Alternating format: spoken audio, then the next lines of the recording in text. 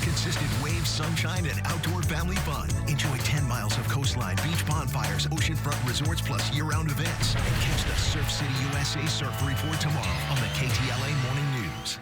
Starting at $4.49, you can get one, make it a double, or go for 3 delicious patties. Go as big as you want with my Bonus Jack combos starting at $4.49. Now you can say you're loving it and actually mean it. Get so much more. Welcome to Jack in the Box.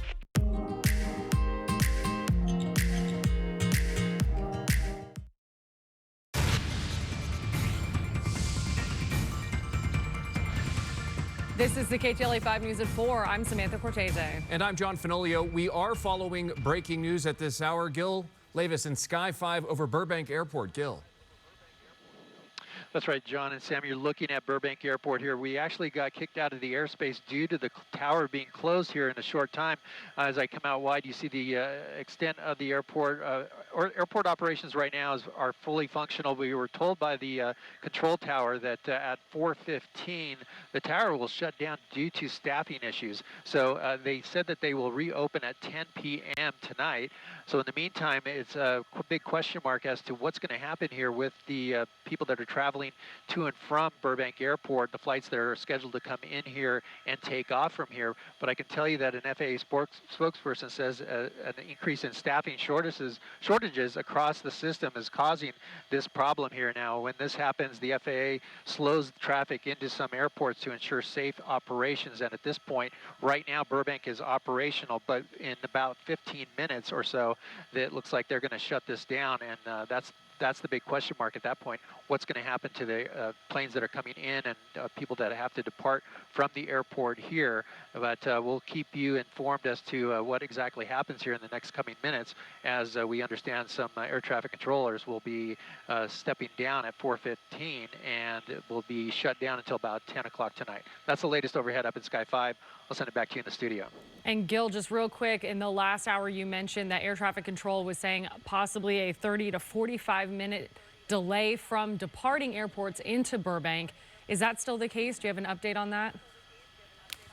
That's the last word we heard up here. The tower didn't really talk about what's going to happen between 4:15 and 10 o'clock tonight, so it's unclear exactly if they're going to have anybody stepping in to fill in air traffic control, or if it'll go to what's called SoCal Approach that covers the whole Southern California area. Traffic controllers in San Diego that control the entire airspace here in Southern California. It's unclear if they're going to take over to some capacity. Wow, yeah, you can only imagine 30 to 45 minutes sounds like a relief compared to waiting until 10 o'clock to get into Burbank, but we'll check in with you as the situation unfolds. And now at 4, President Trump continues to order National Guard troops to Democratic-run cities, prompting outrage from local leadership and lawsuits to prevent this unprecedented deployment. Last night, a Trump-appointed federal judge blocked the president from sending California National Guard troops to Portland. But today, another judge declined to block President Trump's deployment of the Texas Guard to Illinois. KTLA's Chris Wolf joins us live in the newsroom with the latest. Chris. Good afternoon, John and Sam. As law enforcement personnel clash with protesters outside immigration facilities in places like Portland, Oregon, political leaders are clashing in the courts. This is a mind-boggling back and forth with lawsuits and motions and injunctions and appeals with claims of victory from everyone involved.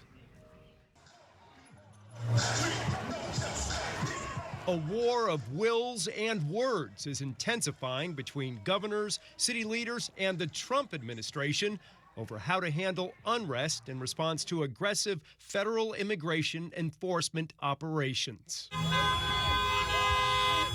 On Monday, a federal judge declined to block the deployment of National Guard troops to Illinois.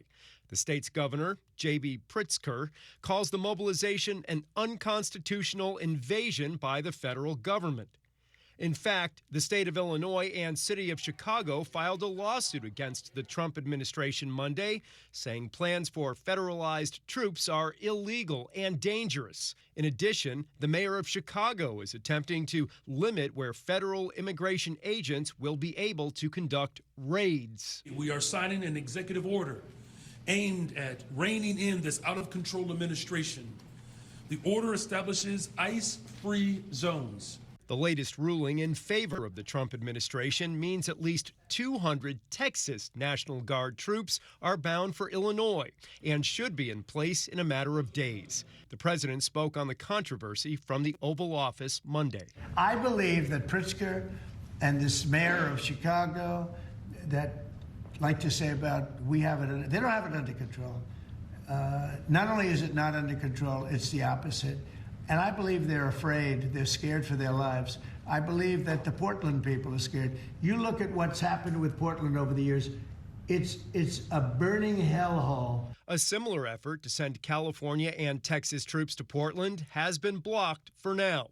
A Trump-appointed federal judge late Sunday granted a temporary restraining order that California and Oregon were seeking. Governor Newsom responded on social media. "We just won in court again." A federal judge blocked Donald Trump's unlawful attempt to deploy 300 of our National Guard troops to Portland. The court granted our request for a temporary restraining order halting any federalization, relocation, or deployment of any Guard members to Oregon from any state. Trump's abuse of power won't stand.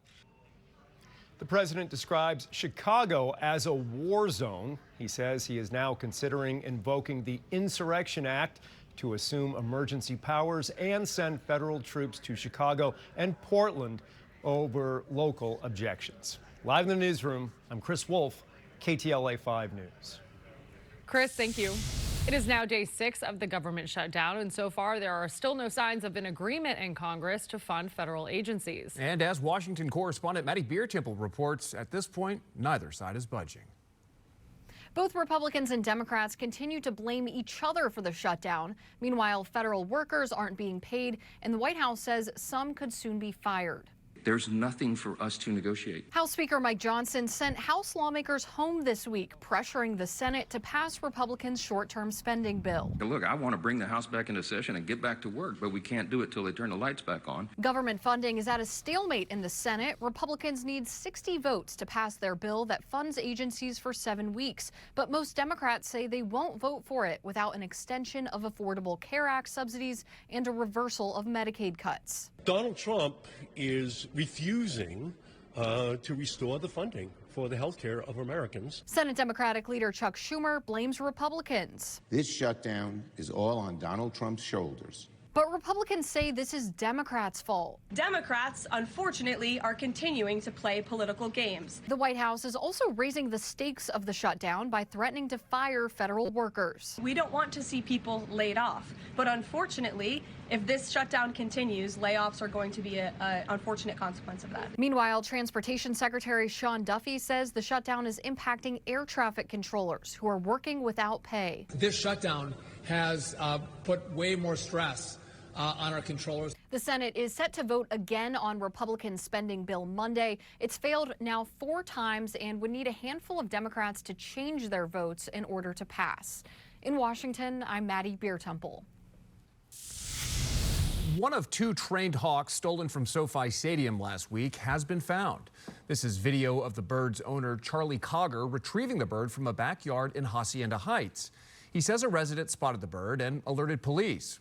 Charlie then went over as quickly as possible to get the hawk named Bubba. The other hawk remains missing. The hawks were stolen outside the stadium last Monday when a suspect rode off in an electric cart that had the birds in a carrier. The hawks are used to deter other birds at the stadium. All right, we've got more coming up on the news at 4. Jean Kang has your forecast. Hey, Jean. Hey there, Sam and John. As you see, we're tracking potential storms that are moving through as early